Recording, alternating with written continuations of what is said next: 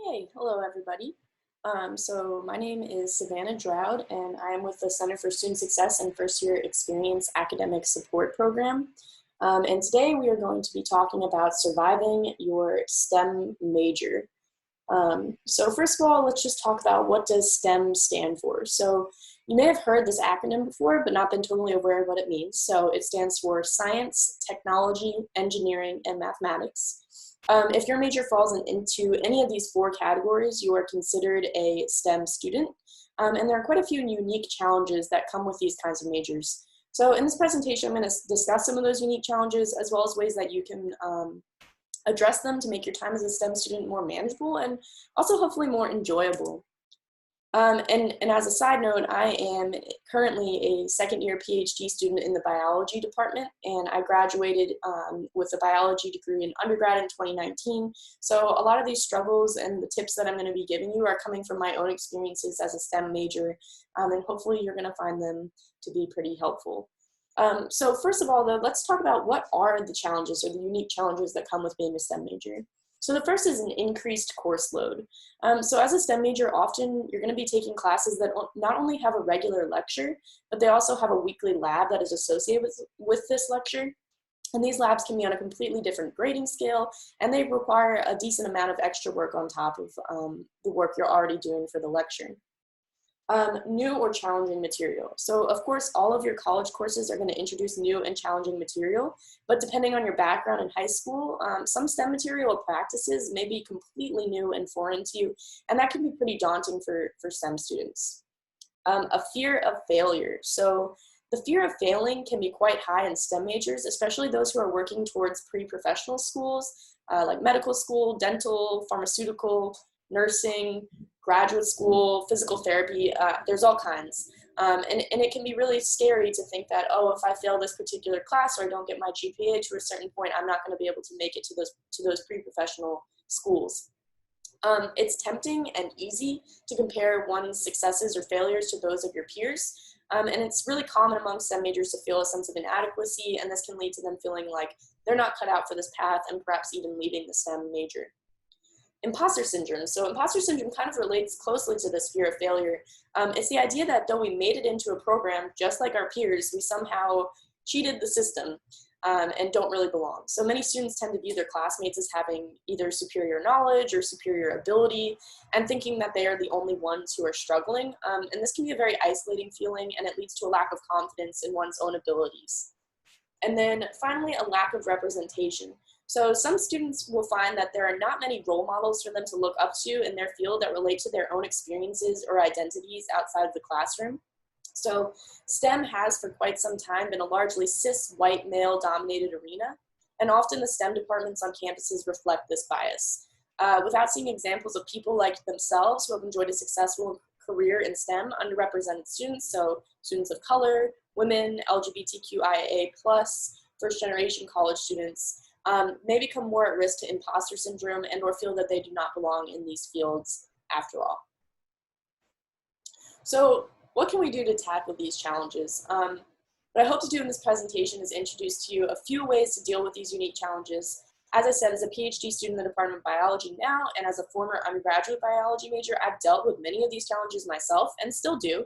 And so I'm going to provide you with tips and lessons that I've learned from my own experiences, as well as provide you with resources that might be useful to you along your STEM journey here at Ole Miss.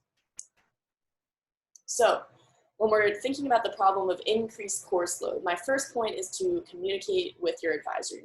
So when you're planning your schedule each semester, keep in mind that as a STEM major, a lot of your courses are going to be associated with that lab that either meets 1 or 2 times a week in addition to the regular lecture.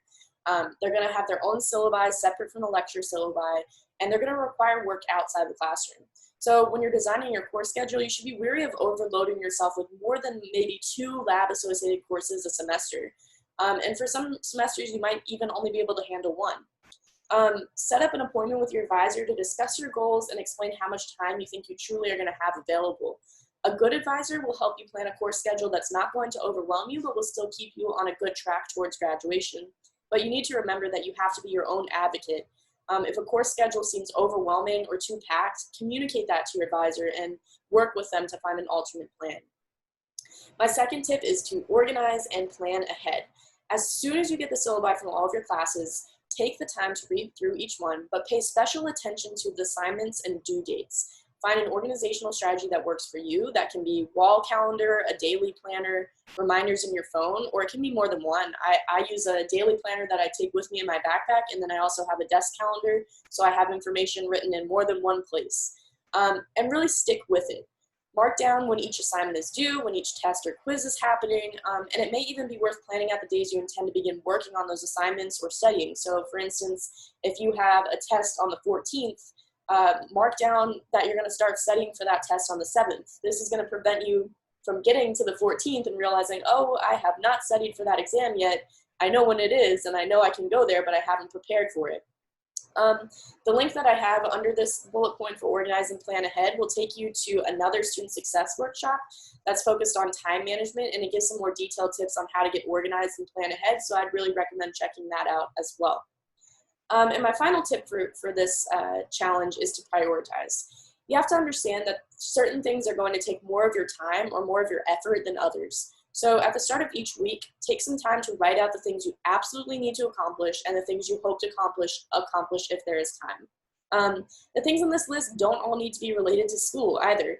You could put cleaning your room, visiting a friend, working out. All of that can go on your list. But once you have everything written out, you need to decide how much time each activity is going to realistically take you and try to decide on days or times that you intend to get them done. Of course, things aren't always perfect and your schedule will likely change, but it's good to have an understanding of what absolutely needs to get done and what time you have to realistically get those things done. And also just understand that some weeks your chemistry lab report is going to take precedence over most other things, but then other weeks studying for your history exam will matter most. So each week is going to differ. How do we tackle the challenge of new or challenging material? So my first bullet point here is read the textbook, and I have this in all caps because I really truly think it is that important. I know not all of your classes are going to have a required textbook, but if they do, there's a reason for it. Many of the examples, the definitions, or the ideas and concepts you're learning in your classes are either taken directly from the textbook or they're adapted pretty closely from the associated textbook. So taking the time to even briefly skim the material before and or after your lectures is going to significantly improve your understanding of the material.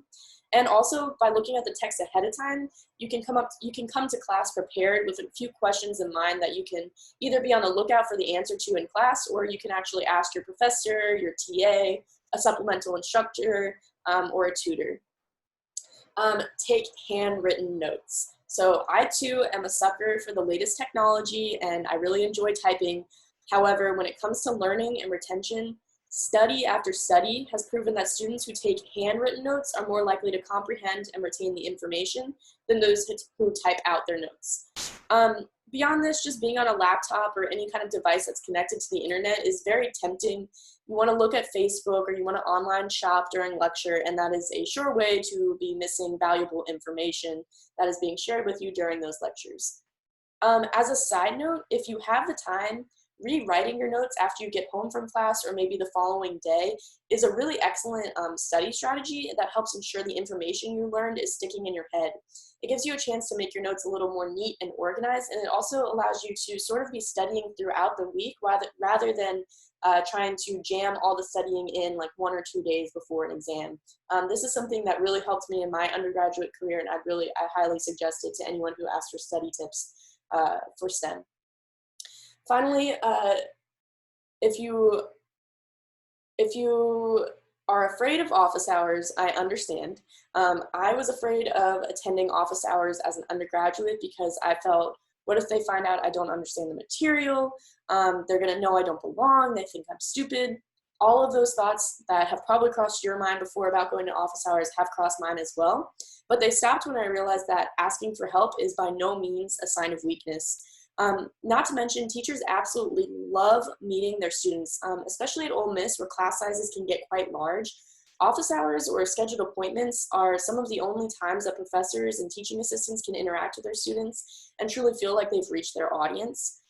Personally, as a TA, I can tell you that students who take the time to meet with me always really stand out in my mind, and I'm probably more likely to give them an extra point or two on assignments or bump them from that 89 to a 90 because by them showing up to office hours, they're showing me that they care and that they genuinely want to learn.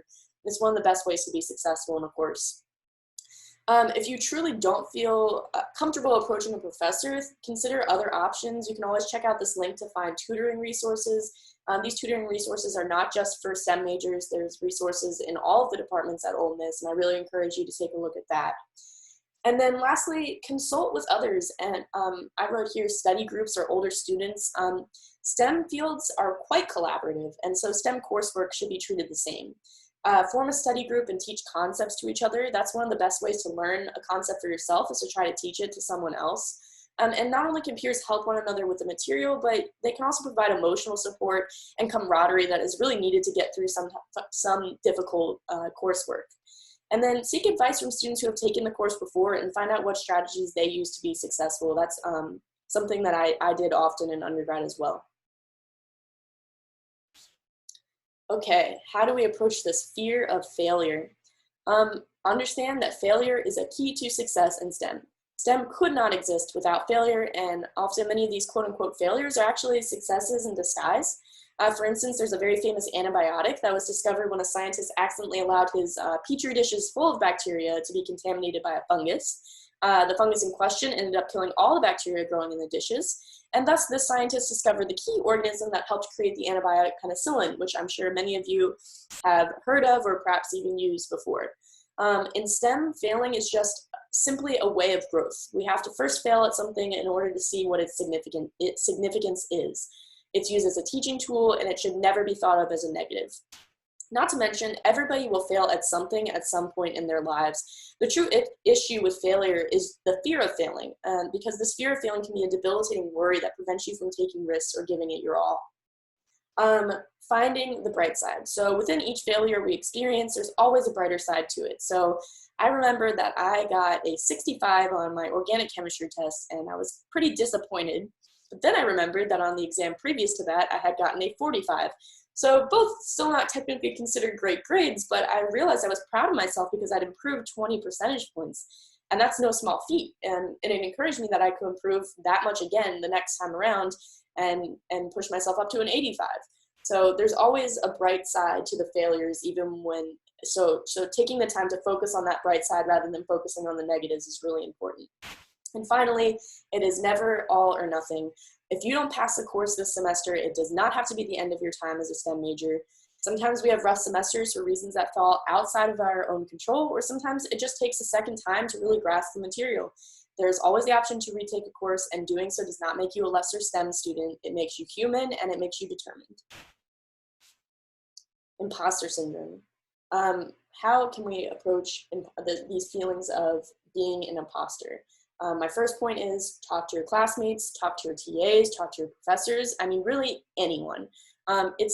Imposter syndrome is quite debilitating because it can trick you into thinking you're the only one that feels that way. You believe that everyone else truly feels like they belong and are confident because outwardly that's what they look like.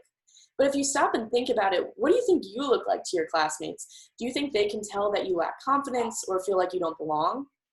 Probably not, right? Because you're sort of hiding that, and think about it, they probably are too. So take the time to talk about your worries and fear with your peers. Chances are they're going to relate pretty strongly, and they're going to be relieved that they aren't the only ones experiencing these feelings. And if that's not enough for you, ask the people in your life who you consider to be your role models, and you're going to see that most of these people experience feelings of being out of their element as well.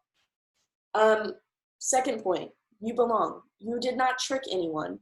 If you got into this university, it is because the university knows that you can and will be successful here. If you got an internship, it is because the program knows you can and will do a good job as their intern. You need to remind yourself of this anytime you feel like you don't belong. Remember that there are people who told you you belong, and you are here for a reason. Finally, if all else fails, fake it till you make it. I have lived by this motto for all of my life. Pretending like you belong is one of the best ways to actually feel like you belong. The more you act like you belong, the more you act as if you are confident, the more you act like you know exactly what you're doing, the more you're actually going to start believing that for yourself. Even if it doesn't feel genuine at first, keep marching forward, and it's going to become more natural, and it's going to really help you be successful throughout your time as a STEM major. And finally, tackling the challenge of a lack of representation. My first point here is explore the internet. It is a great resource.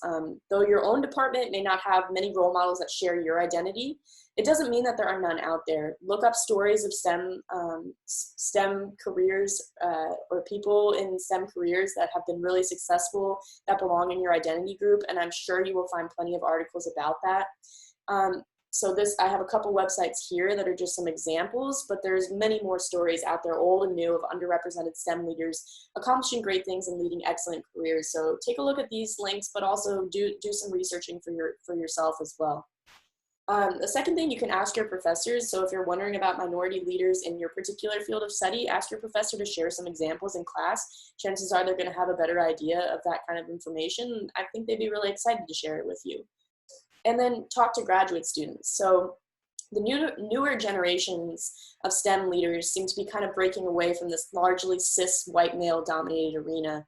And it can be kind of encouraging to look at the master's students, PhDs, and postdoctoral students in your departments to see examples of underrepresented students excelling in STEM fields. And most of these people will be really excited to share their story with you and offer any advice they can. And then finally, join together. Finding support from other individuals who fall into the same identity group as you and are a part of the same field of study can be really empowering. And this can be done organically, just through talking with your classmates. It can be done over the internet, or even through university resources like this group therapy at the Counseling Center, and joining such groups like the Ole Miss Society of Women Engineers.